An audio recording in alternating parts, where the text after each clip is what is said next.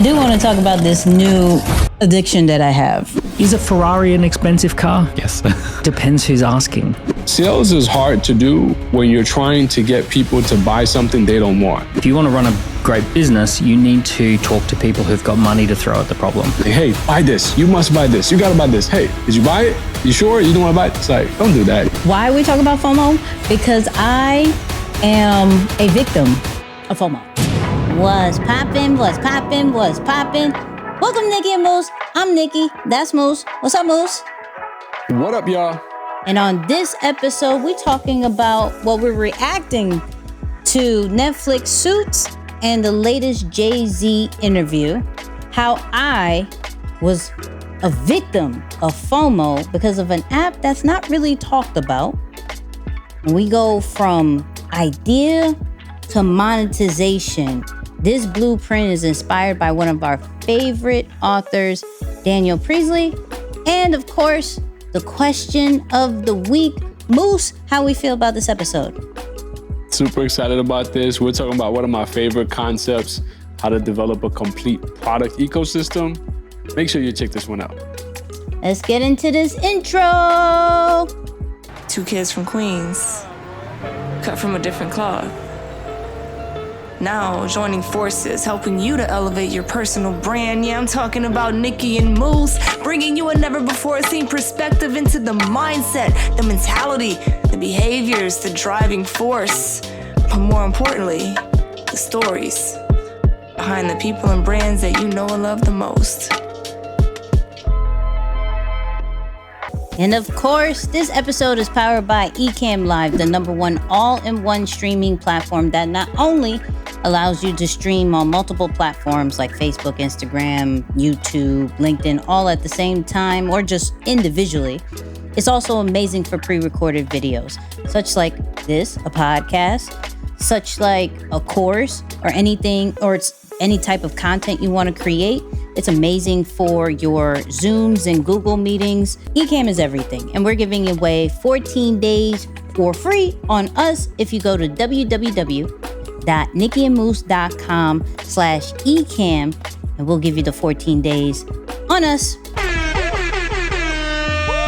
Hello. Moose, how we feeling? Man, feeling pretty good. I took a break from the business learnings and all of that this week, and I jumped back into the Netflix vibe. You know, it was a couple last weeks I've been business heavy, so I said, no, let me take some time off and still enjoy my evening. So, you've probably seen it trending for a while. Ever heard of the show Suits? I've heard of it. I have not, and I've seen clips. I have not seen what it is. So funny enough, I got hooked on Suits, I think in 2021. And it was on Amazon Prime at the time. Probably watched like 4 seasons. I was just all into it. And then I see it on Netflix, and I'm trying to avoid it because I don't want to, similar to, you know how you said, like, we don't want to go into shows that have a lot of seasons because we don't want to go into that rabbit hole. I fell into it though. I did good for a couple months, but then eventually I just gave in because it kept showing up as top shows. I said, all right, let me pick up from a later season. And honestly, I jumped in. And it didn't take but one episode to be reminded of one of the biggest takeaways that I learned from watching the show. And without spoiling too much about what the show is about, for me, the thing that always stands out is how much these people work on managing their emotions when it comes to navigating in a very competitive marketplace, such as the law firm in New York, et cetera, et cetera. But that's the big thing that I've taken. And I realized that we in business, especially a lot of us that come from Black and brown communities, man, that's such a big hurdle for us in the beginning of our business careers to learn how to manage our emotions in the scope of a professional or business setting, that the minute you finally conquer that battle, you really have you don't experience not nearly as much stress. You don't feel as much worry or anxiety that you might experience when you're thinking about, well, what about this and all of these different things that just are based in emotions. So that was the big thing I took away from that, man. I watched one episode. I didn't even go anything further. I said, oh, I know exactly what this is. Thank you for the reminder. I think I'm doing a pretty good job of that right now. But it's good, man. Y'all should check it out. Definitely. When you want to see how people can manage their emotions in a very competitive environment and really play the long game for the benefit of themselves and, of course, the firms that they're a part of, a great show to check out for that. A great show. I said cho. A great show. Come on. A great show to check out for that. Come on, Mini Dominican. Come on. It's a great good show. Yeah. A great show. I ain't mad at that. You know we got to talk about the Jay-Z interview. Mm-hmm. All right? We got to talk about I was kind of going back and forth, like, do we talk about it, do we not? And I was like, yeah, we do. There's a few things I want to talk about, but the first thing, I want our reaction on the Jay-Z interview. Shout out to Gail. She did an amazing job of just like understanding the culture, but, you know, still making it for the masses. Because what was crazy, I don't know if you watched, so there was 2 parts, right? There's 2 parts. And at the end, of course, whoever she was working with was like, this is the best Jay-Z interview. I seen them all, right? Let's start here. Could it be the best interview for the world? As far as the masses, all different types of cultures, all different ethnicities looking at it? Possibly. I don't know. Maybe. Is it the best Jay-Z interview? I'm going to have to give that to Rap Radar. I don't know. I was going to say, some of the ones he's done on Tidal have been really fire. Elliot and B-Dot, like, yes. So for what it was still an amazing interview. This is not really to kind of downplay what Gail did. Like I said, she did amazing, the tour, everything. Now, for me, one of the things that a few things that stood out, when he talked about his masters, that was one of the things that really stood out to me, because the reason behind of ownership for him, it wasn't necessarily a money situation. It was more, and not even a legacy situation. It was more, yo, you don't understand the struggle I had to go through in order to get my master's back. And telling that journey from being independent, going to Def Jam, coming back as the president and figuring out how to get all his masters back, to where, I wouldn't sell it just because of the struggle, right? And we get, caught up in how these artists are selling their masters at this moment for millions and millions of dollars. I mean, I think, 400, like Justin Bieber had a crazy deal. A lot of these people are selling it, and that's no knock to them. But to hear him saying, now, if my kids want to, that's on them. But for me, I'm keeping it because of the struggle that I had to go through. So that was one of the things that really popped out to me. 2, the creative process, right? How he was given a notebook, but when he was outside, he didn't have his notebook. So he would just put his ideas on brown paper bags and put it in his pocket. And so it got to the point where he was losing them, and he had to remember his raps. So when people hear him like, yo, you don't write your raps no more, one take Hove, it was because of the environment he was given, like the resources he had. He didn't have resources. Like, I bet if he was growing up in this day and age with the phone always in his pocket or in his hand, maybe he wouldn't remember his raps. Maybe he wouldn't be the one take Hove.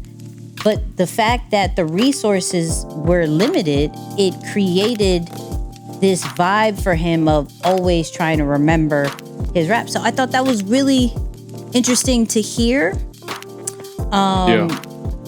But overall, those 2 really, really popped out to me.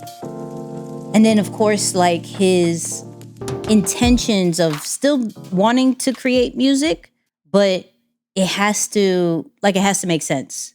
Like the intent of always having something to say with purpose, not just for what's trending, not just to stay relevant. It's more of he understands his platform. And so when he speaks, it has to be for meaning.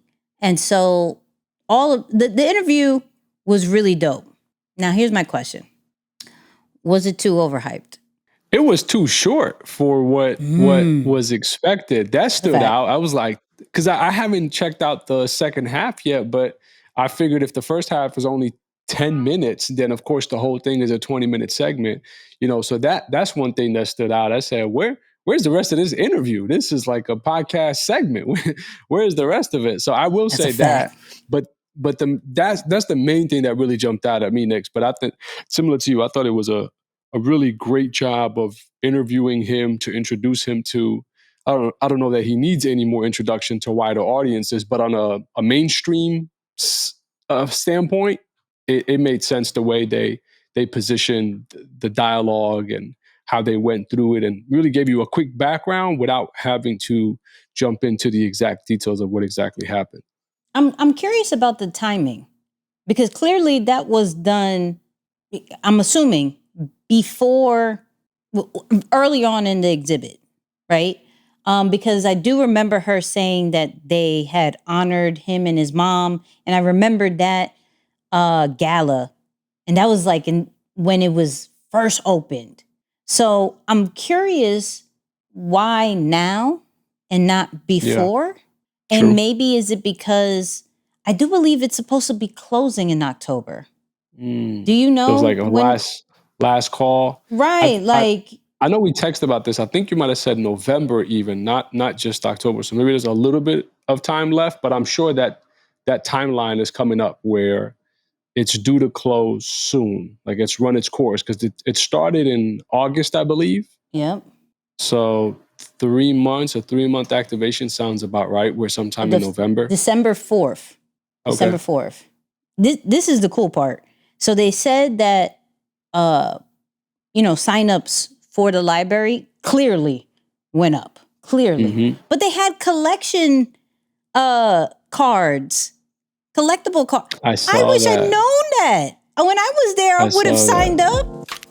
Yeah, I saw that. That's cool. I wish I would have known that. That's cool. I'm not. Wait, look. So hold on. I'm actually reading. Do I need a library card to enter? A library card is not required to enter. However, we are proud to partner with Rock Nation to create a set of limited edition library cards to accompany the exhibit. Learn more about the library cards here on the website. I'm gonna want that. I'm probably going to have to go back, because it was a really good exhibit. That's dope. It was. Yeah. Did you go yet? I haven't yet. I haven't been in Brooklyn in ages, actually. Yeah, but you would really like it. No, for sure, and that's what I'm saying. I got to make my way down there for sure. All right. Well, if y'all didn't check out the Jay-Z interview, go check that. I think it was what? Let me find out was it Good Morning? Was it Good Morning America? I'm trying to see what. I thought it was CBS. Was it CBS? I don't know. See. I'm about to find out. CBS Morning. That's the YouTube channel that you can get it on. CBS Morning. So go check it. It's 2 parts. Really dope. I do want to talk about this new addiction that I have. And I think I told you a little bit about it. Right? Yeah. How many of y'all are aware or have the app called NTWRK?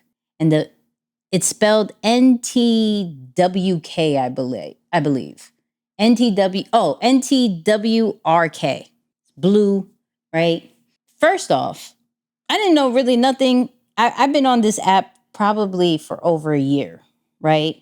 And I've realized that I've spent money on the most random art things in the world, okay?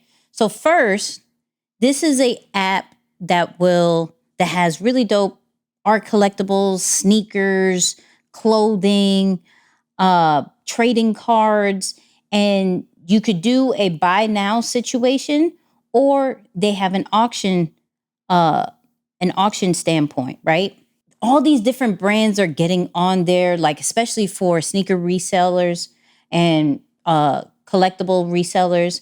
They're jumping on there, having their own show, having their own pretty much shop on this platform. And it's grown a lot. Like I've got there was this Disney or Pixar artist that drew Kanye, J. Cole, and I have one more. And Drake. I have those 3 pictures, right? Didn't know I needed them, but all of a sudden I have pictures of these 3 individuals in a cartoon style. Really fire, right? Lately, I've been caught up on these auctions, okay? These $1 auctions. Now, found out I like bear bricks, right? For those people who are seeing me in full, there's like a 3-foot bear brick behind me. You can't really see because it's really small right now, but it's a Pac-Man one. It's really dope. Isaiah may put it on the screen. But in these auctions, right, it makes you feel, it has a low entry barrier, like $1. And you can possibly win a 1,000% bear brick or a 400% bear brick. Now, for those people who don't know what bear bricks, these are these like small little bears that have different designs. The first show I did, I'm spending like 7 here, 10 here, 13 here, right? And got these little cute little Funkos and bear bricks. It was cute. The second show that I went to, I thought it was going to be the same thing, right? So they do this gumball situation. You enter the auction. They tell you what you win. So I got busy. This is where you need to pay attention. I got busy and I won some auctions, 7 here, 10 here, whatever. And then I left the show. But I got the notification, your stuff got delivered. So I'm thinking it's going to be the same things. Oh, bear bricks, all like little small joints. Great, right? Come to find out, I got a whole bunch of the shoe creasers, like the shoe protectors. That's funny. A whole bunch of them. How much a bunch? I want to say like 5. Wow. And I remember, it wasn't that much, crazy. It wasn't crazy. It was like 12 here, but 12 for some creasers is a lot. It is. I opened the package, I was like, what in the world? Okay, I need to really stop. I really need to stop, right? Mm-hmm. Stop doing things like this. Cool. I was like, you know what? I'm gonna stop. But then the curiosity of, but I really want to know more about bear bricks. I really want to know what this is about. Why is there a bear brick that's $23,000? Right? What's that? That's how I am, right? So I said, nah, I'm gonna get off this app for a little bit. I just got pointless shoe protector creasers. I'm getting off this app. And 2 things happened. One, I got an email from OVO saying, hey, we have an OVO bear brick. Right? This is why we talk about FOMO. Why we talk about FOMO? Because I am a victim of FOMO. Okay? I'm a victim. Yeah. Let me tell you why. Yeah. So this bear brick was gold with just the OVO with the owl on it. Wasn't anything crazy. Like, I like designs and everything like that. Nothing crazy. The one that I got is about $300. The one that Drake was selling was $600. I couldn't do it, right? The 400%, the one that I have kind of in the back, that size, was $300 something. I said, no, I'm not. I'm getting off this app and I'm getting off bear bricks for a little bit. I'm not doing this. I'm hurt. I'm hurt, yeah. Right? I showed my girl. I showed Aaron. See, I didn't buy it. Check later, sold out. Crushed. Crushed. I said, I should have gotten it. Could have been me. I should have gotten it. Could have been me. Yeah. So now, right, I'm like, here's where network comes in, right? Coming to the rescue. I have a Wu-Tang collection bear brick, okay? Little ninja kind of vibes. Got it for you. I didn't need to spend that money. I didn't need to. Now, it wasn't as much as Drake, praise God, but I didn't need to. But because they took advantage of me being a victim of the FOMO, now here they are with their notifications. Here you go. Got something for you. It's open. It's live now. It's live now. So here I am like, I don't want to miss out on anything else again. Buy it. Dang. 2 days later, I could still buy it. So I say all that because one, network has created a FOMO culture. Like if you download that app, expect to buy something you didn't think you needed to buy. Expect to buy something that you believe that is hyped up, that is probably not really hyped up. But what's cool about it, especially as we consume certain things to be producers, this got me thinking about how do I create a buying environment that one, makes it fun, two, makes people feel like they're missing out, but three, what was cool about these shows is like they would auction probably like 50 slots. And so for you to see what you won, you have to wait all the way to the end. So let's say you got number 10 out of 50. So you're going to feel like you're going to want to win a few more. You're going to want to like, okay, but I'm already here. Like it only ups my chances for the flash sales, for the instant wins. And so I got to give network that credit of, I see what you created. I like that you created a platform for resellers to have a space, to have people who do art to have a space, but for consumers, for customers, beware, because you will be spending money that people will look at you like, what? Why? Why'd you do that? Why'd you? Yeah. You've never bought this before. You don't even know the origin. What? Why? What significance does this have in your life? What? Like, yeah. So I don't know why we talked about this. I just felt like I needed to talk about it because I just got the notification that the Wu-Tang got delivered, got shipped. Gotta air it out. Listen, Gotta air it out. Did you download the app yet?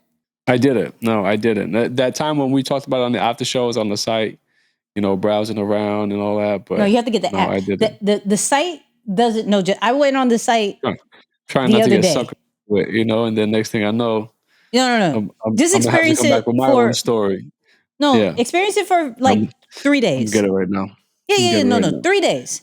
You can delete it afterwards. I'm okay with that. Yeah. I just want you to experience it for 3 days, so that on one of our YouTube lives, slight plug, Tuesdays at 8:30 p.m. Eastern, you could tell me what you've experienced and if you got caught up. Yeah, no, I just got it right now. Boom. Yay!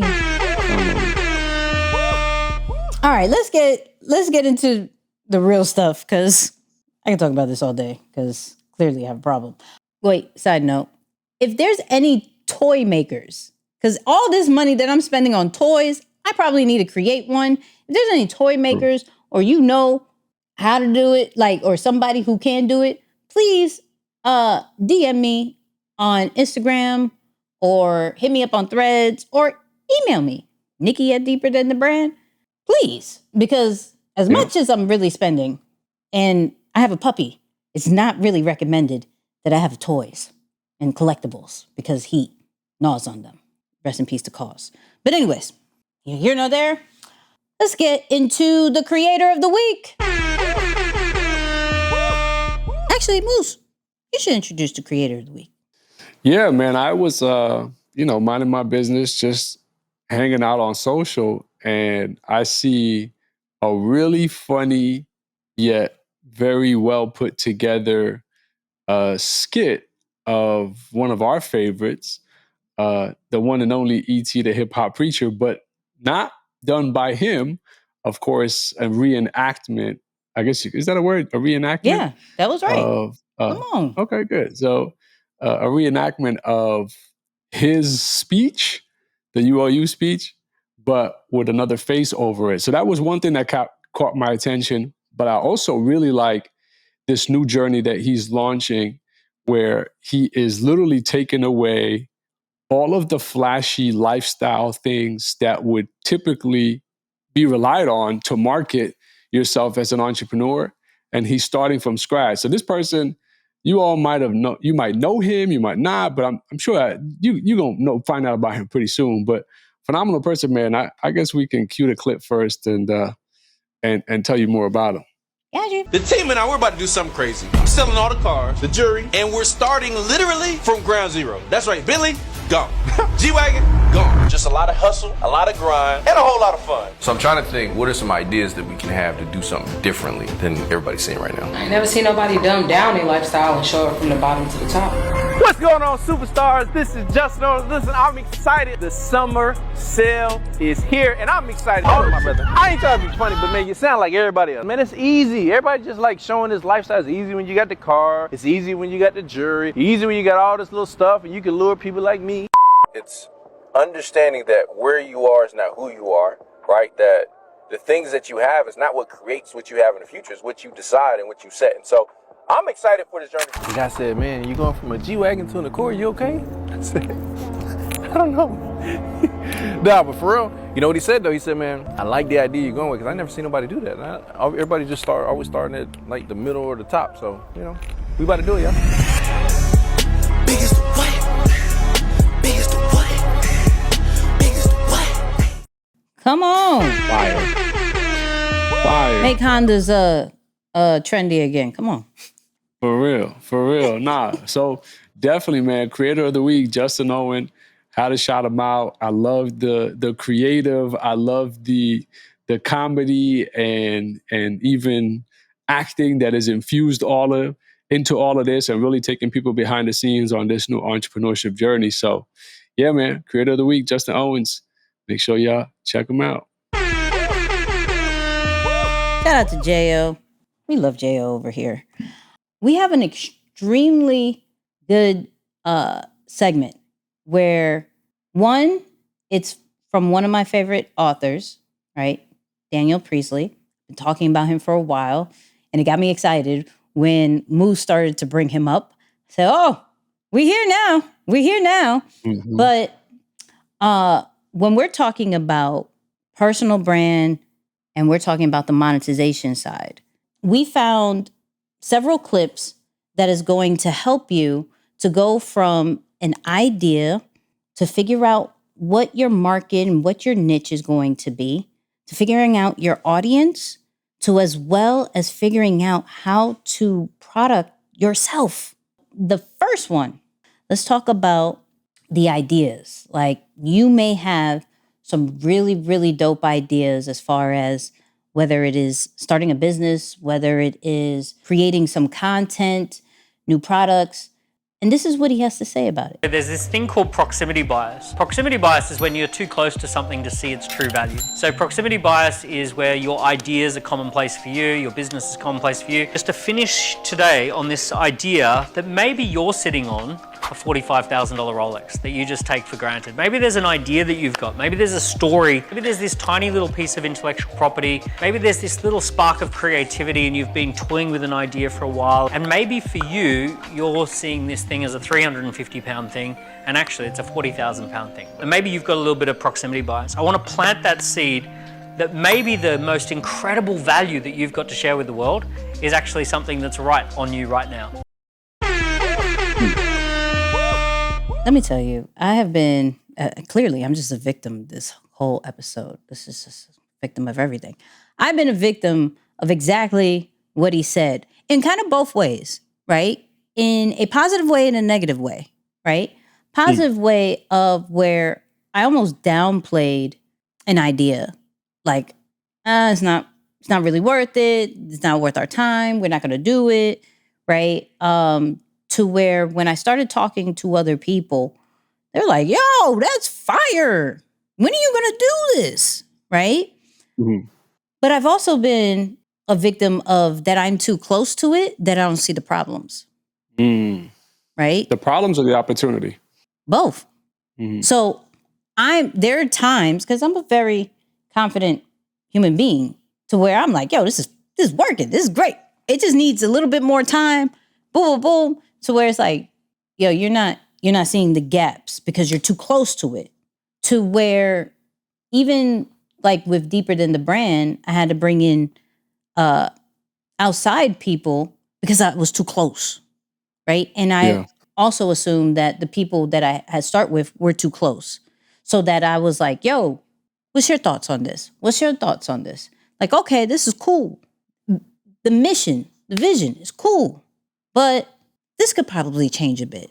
You probably should go this route. So, but because I'm too close, that's what I said, from a, I wouldn't say a negative side, but from not such a positive side, right? I've been too close to things, but really there has been some ideas that I realized that I sat on, period, just sat on. And when I expressed it later, it was like, yo, go do that. Go, like, or even some content that I put out that I didn't think was that dope. And I think we've all been in that situation where we put out something that's not really going to hit, and it blows up, where we don't find something valuable from our point of view, from something that we wrote down really quick, a recap, and we're like, we're just going to put this out, and it blows because we assume what people want, but we are not them. That one hit a lot because I'm like, oh, but I gotta be honest with myself with, are you too close to it? And I think I asked that a little bit more in this year of the things, the different projects that I'll be going through. Am I too close to it, or am I overthinking? Like, because I have that tendency too. I overthink a lot, and it sucks. But I'm still working on it. I'm a work in progress. But yeah, I like this one. Love that clip. Yeah, that's a fire clip. Now, the next one is going to really help those who are trying to figure out what market, what niche they can do in order to sell. First, you make your market, then you make your sales. This is a really important principle. Rather than going out and trying to sell stuff and shouting at people and saying, would you like to buy this thing that I've got? We don't want to do that. What we want to do instead is collect signals first and then sales. Glastonbury are the best at doing this. They do not let you buy a ticket to Glastonbury. All you're allowed to do is register your interest in going to Glastonbury. 700,000 people register their interest, and there's only 130,000 tickets available. So what they do is they oversubscribe with those soft signals of interest, and then at the very last minute, they tell you, now is the moment, 3 or 4 o'clock in the morning, you can buy your ticket, and they typically sell out in about half an hour. So it's incredible how fast they do this. The best entrepreneurs in the world are very, very good at signal collecting rather than selling. Now, similar to you, this has been my big learning moment or learned lesson this year, right? It was realizing, for especially, and you know what, this is going to be especially helpful for people who don't like sales. For those of you who dislike selling, this is the key adjustment that you need to make, because I realize sales is hard to do when you're trying to get people to buy something they don't want. But you know what's easy to do? When you are providing something to people that they already have interest in, right? It's just packaged in your expertise and your method of delivery and whatever the case may be, right? So that's the big thing that I realized. So a lot of that, what I focus on now is, rather than just collecting signals, I really collect data. I'm looking to learn, what would you want? Like, you as the customer, you as the consumer or the client, what do you care for? What do you feel would solve your problem? How would you like to see it done? Now, I'll make some adjustments to that. I'm not just going to take the customer's request and package that up and sell it right back to them. I don't think that has a lot of, what's the word? Like, you're not being ethical, right? It's not ethical to do that. But there's a lot of times I'll collect data and I say, you know what? Similar to what you said on the last clip, this is a gap that we're not seeing because we're too close to it. We're paying attention to something else. We're just overlooking it. But this data here makes sense. Now, who else is feeling this, right? Because you don't want to just have a very small sample size and adjust your whole business model to run in that direction. But it just so happens that this is the only person who has this complaint or this challenge. So who else is feeling this? And that's usually my step two, is to look, okay, how large of a gap is this? Is there more people who are falling victim to the same issue? And if that's the case, we start adding our spin to it to say, all right, how would we solve this based on, the stance or the position that we're in, to help people cover that gap? And can I be honest with you, selling or turning revenue, monetizing the brand has been much easier doing it that way than trying to force something into someone's hand and say, hey, buy this. You must buy this. You got to buy this. Hey, did you buy it? You sure you don't want to buy it? It's like, don't do that. Just look for what they want and sell them what they want. That's the best way to get a sale for sure. You know what this reminds me of? Jabari. Yeah. Jabari does this with R&B only live. So shout out to Jabari, who gave us this tip back then. So this next tip has everything to do about what type of audience you should pick and which one is going to bring you the best ROI. When it comes to any problem in the world, there are people who throw their time at the problem in order to solve it, and there are people who've got loads of money and they want to throw money at the problem to solve it. And if you want to run a great business, you need to talk to people who've got money to throw at the problem. Just start by thinking, who has the highest return on investment? Is a Ferrari an expensive car? Yes. Depends who's asking. It depends who's looking at it. Sure. So to an average income earning person, a Ferrari is a very expensive car. To a billionaire, it's just a toy. It's no big deal. To an influencer who makes their money influencing young men, and that's it's just their marketing budget, right? It's just part of marketing. To someone who owns a luxury car company that rents the Ferrari out, it's CapEx. It's just a capital expense. So a Ferrari may or may not be an expensive car depending on who's buying it.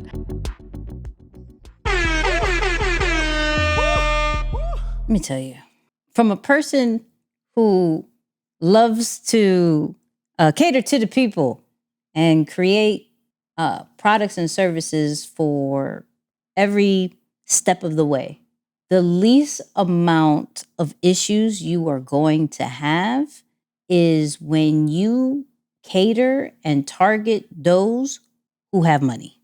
And it sounds bad to the old me, right? What? But to be honest with you, they are the ones that understand their problems more and just needs a solution. And you have the solution to where for others, you're going to have to educate. You're going to have to hit certain trigger words to build them up to be your ideal client. To where if you already say, look, I am going for corporate who doesn't understand social media and they need content, and this is going to be an easy 10 to 20K a month. They're barely going to complain. They're expecting results, but they are not going to give you so much hassle and customer service situations like maybe a $20 product, right?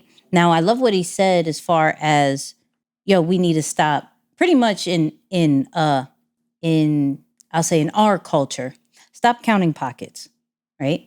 I love his example as far as the Ferrari. To some, that would be extremely expensive. For others, it's not really. It's either an expense or it's just a toy that, Nicky buys on NTWRK. But this is my toy that I buy at dealerships. You feel me? So we need to not count people's pockets or discredit who would actually buy our products and services based off the price.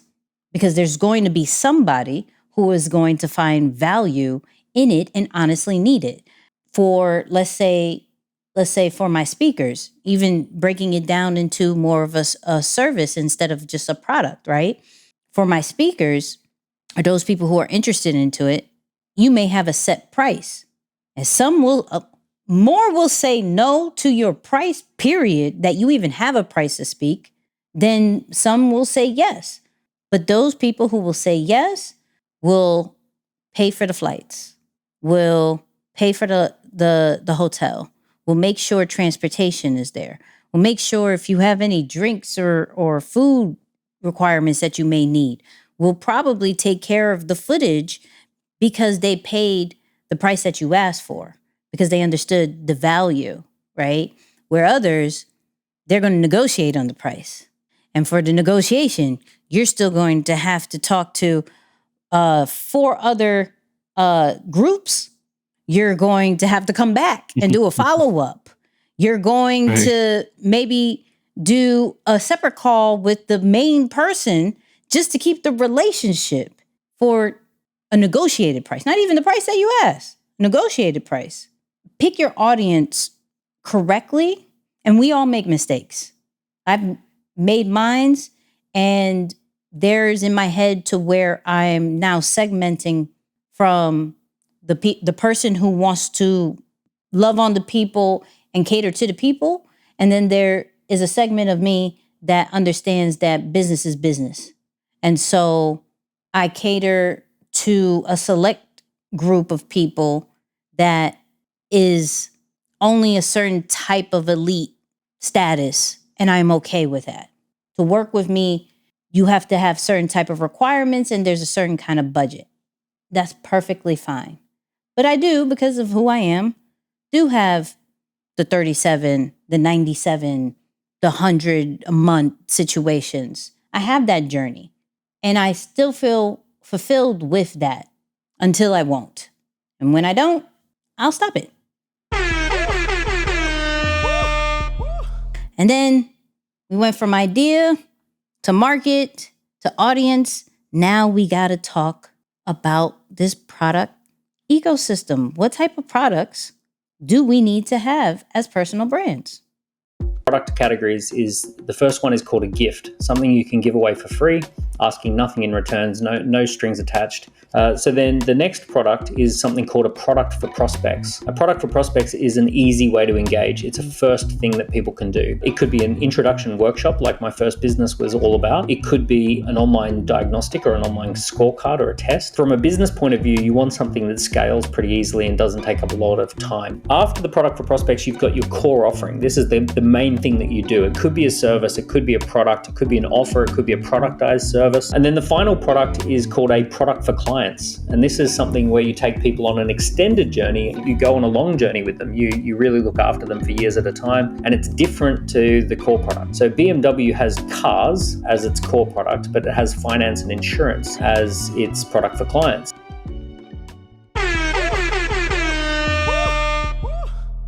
I love this part so much. You have no idea. I played it back at least 3 times when I heard it in the interview, because we have had multiple discussions around building a product ecosystem. And of course, the easiest example that we've gone to plenty of times is Apple. And we say, think about how they have physical products and they have the software and then the cloud base, and they have all of these different services that once you enter the Apple ecosystem, it becomes very difficult to leave for many different reasons, because the products are great, because it's convenient, because your friends are on there. They have an essence of, or a sense of community there that goes along with it as well. And so we were dabbling with the idea of converting that same concept for brands. And when I heard him break it down that way, it made perfect sense, right? I mean, some people will say that's similar to a standard funnel. But if you listen to that interview, I don't know if you caught that part where he says, I don't like the idea of calling my audience or the people that I want to serve, or I don't like the idea of putting them into a funnel, right? Mm-hmm. It doesn't even sound good, right? So I like his thought process on it. But that's a very easy way to think about, how do I attract attention or introduce myself to a wide audience? Well, what better way to do that than to introduce yourself with a free gift, right? Think about going to someone's house for the first time. It's always nice to walk in when you have something in your hand. It's like a home welcoming gift, if you will. Now I think about that. Now, where people get confused sometimes is they say, well, if I have a niche audience, I don't need, I'm already focused. No, you're still introducing yourself to a wide array of people in that niche audience. And so what better way to introduce yourself than with a well-packaged gift? And you're then introducing them to the next thing that you do, or you're letting them learn a little bit more about you through that product that is for prospects. Even here, you're still not really selling anything. It's just a nice way to exchange value, but really let them know more about you. Because as we've heard people say, people don't like to really listen or sit and listen to somebody else talk about themselves. They want to see what's in it for them. And that's the essence of what that product is. It's that webinar, it's that masterclass that is delivering value to the audience that you potentially want to serve. But at the same time, you might showcase some of your product results or client testimonials and showcase a little bit about your process and what you do, so that they might say, okay, I like this person. I know them. I am interested in what they have to do. They seem pretty, like a stand-up person and credible in the space. Then once you put the offer out there, they have already spent enough time getting to know you that they're more likely to at least consider the offer. And if they don't right now, they'll at least consider it when they're really ready to make a decision or a purchase decision to solve that core problem. So just that that ascension to get to that point, I thought was genius. Then when he broke down the fact that BMW has bigger profit share selling their insurance products than they do on cars, I was just like, that's brilliant. I love it. But the thing that he said at the end of that, which made a lot of sense, was like, hey, this is why you can't just data crunch your way in the business, because if you were to use a typical business approach in that scenario, you would say, well, it doesn't make sense for us to sell cars anymore. Let's just cut that out. It's like, no, the only reason why you have the opportunity to sell the finance product is because you sell cars. Mm-hmm. So that's pretty cool the way he broke that down. So fire. Yeah. So hopefully you were taking notes. This literally gives you the whole system to creating a product for your brand. So shout out to Daniel Priestley. His book, Oversubscribed, is one of my favorite. What is it? The Key Person of Influence is another fire one. All his books are really dope. Go check that out. We'll probably have it in the show notes and in the description. Shout out to Ali Abdal and Chris Doe for the interview ones, the clips that we use. But yeah, go check out the rest of those interviews. Now, let's get to the question of the week, which this segment is sponsored by, of course, the Flight Assessment, flightassessment.com. Discover your personal superpower and learn how to use your superpower to become a master communicator, strengthen all your relationships, and develop the self-awareness you need to fulfill your highest potential. Head over to flightassessment.com.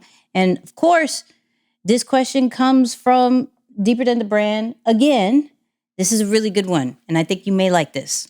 During the holiday season, okay, we have Black Friday, we have Cyber Monday, we have small business, we have the countdown to Christmas, Hanukkah, everything. Kwanzaa, everything. What is more important during this time for a brand or business? Brand awareness or sales? Wow. I didn't tell him this before. I normally try to. Yeah, this is just on the spot. I meant to. I thought about it halfway through the show. I said, "Oh shoot, I didn't even ask about question of the." Yeah, man, I gotta say that 90% of the people, if not more, are going to focus on sales during that time period. Quite honestly, that's a big push for people in the holiday season. As if you think about it from a physical goods standpoint, you're trying to unload all of your inventory and really maximize.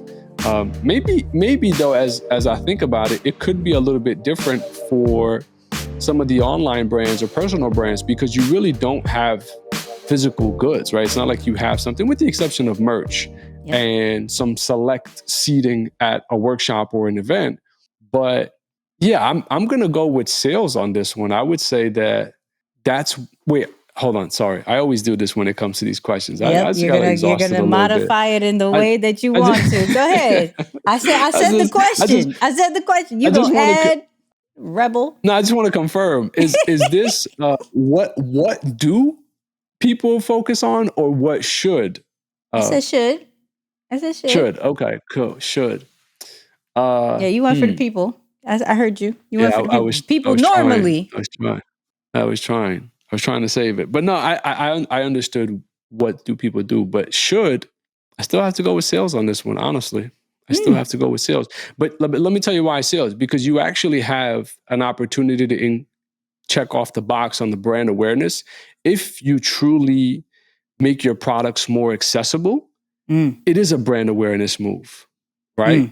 Because if the name of the game is just to simply have people know about you and what you do, and if the biggest barrier to entry is price, and you utilize a holiday season or promotion similar to that one to reduce that barrier to entry, similar to what you said when it comes to network, right? The idea of using a $23,000 item to give you the illusion. It's not even that you're going to get that for $1, but the illusion that, hey, it's just $1, right? Now, bare minimum, I also now have the app, and I'm sure people who are listening to, whether listening or seeing this, you know what I'm saying? They gonna download it. So it worked. The sale does drive brand awareness when you're reducing the barrier to entry. Is how I see it. Okay. I'm obviously going to say brand awareness. Reason why. In this season, everybody's going to sell. So you're instantly going to a place of competition where if we look at brand awareness, how can I stand out? That doesn't mean necessarily we can't sell in the back end, right? That doesn't necessarily mean that we won't sell anything. But if we was to concentrate on how to stand out, how to be in front of the people during such a noisy season where everybody left and right is trying to give me a deal about this and give me that and whatever, like you are the only one that's actually giving me some type of value. What do you got going on? And it allows you to not have to sell on Black Friday, Cyber Monday, whatever else day. You can sell whenever you want to because you're already having the attention of the people. I'm saying because when you do sales first, it's hard to do the brand awareness second. Because the second that I'm going on social media, YouTube, whatever, and I see, hey, got a new hat. The hat is about 30% off. You're like, I'm not here for this. Like, I get it. So granted, there are going to be some days we are here for this. Black Friday, I'm ready for some deals. Absolutely. I'm not necessarily here for the value. I'm here for the sales. Absolutely. But what if you're not in a position to give a sale? What? Like to sell a product? Well, Black Friday, you're almost expecting deals, right? Unless you have a very strong brand, super strong, it's hard to just say, Black Friday, I'm coming out with a new program. I'm coming out with a new product. Nothing else. You're not getting it on sale. You're not getting it. You have to have a solid core audience. Not saying it's impossible. Not saying it is. But instantly, even some of your core people are going to be like, well, let me go with the deals first. And if I have money left over, I'm going to go back to this. So the deals on particular days actually are a little bit more important than necessarily the new stuff, you know? So, and I'm just saying on particular days. Now, after Cyber Monday, I get it how I live. Like, I got to figure out what I'm getting for Christmas or how I'm prepping for New Year because, you know, I'm instantly now like, oh my God, we are only a few days away from the next year. I need to prepare myself. But I can't worry about this in January. Let me get all the different programs. Or for my business owners, let me spend all I can on education and all these different items for my business because it will be a tax write-off. Shout out to y'all. Yeah. I'm not even thinking about that like that anymore because I'm traumatized. But shout out to y'all. For me, I think it's how do we stand out in this noisy season to then be able to sell at any moment that you want. So that's my answer. Yeah, I like that. What are you thinking about for Deeper Than the Brand? Are you doing anything on that side? Yeah, I think we have from certain a brand bundles. awareness standpoint. Okay. No, we're going for Deeper Than the Brand. So I have two ways. I have Nicky and then I have Deeper Than the Brand, right? So Nicky is going on the brand awareness side because Deeper Than the Brand is going on a sales side. So since I am the face, I can stand out in order to bring traffic to Deeper Than the Brand. So they'll concentrate on the ads and that whole nine. We're great. My job is to bring the brand awareness and to do all the things to get the brand out there. So you love me, you rock with me, you'll go into Deeper Than the Brand and go with what they're offering. So makes sense. That's dope. I like that. So people, listen, I was so excited about this episode that there's this clip that we definitely got to talk about on the after show. So go check out the after show on Apple Podcasts. If you don't have Apple Podcasts, get you an iPad, an old iPhone, get you a Mac, whatever you need to do to get there. Please join us on YouTube every Tuesday at 8:30 p.m. Eastern for our live show. It's a vibe. Follow us on all social media platforms. Moose, do you have anything coming up? Do you have anything? No. We are smooth sailing through the end of the year and already prepping for 2024. So yeah, just focused on getting ready. Hey. And then join Deeper Than the Brand, deeperthanthebrand.com, however you want to go about it. But Moose, final words.